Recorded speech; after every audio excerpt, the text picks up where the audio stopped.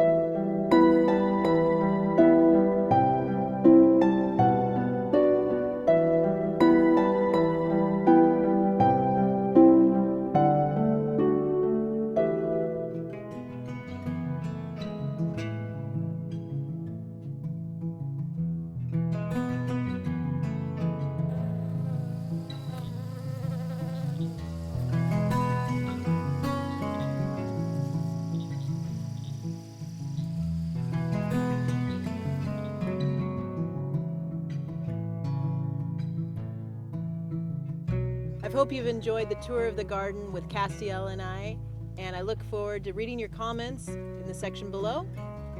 And Castiel would like to say hello. Speak hello.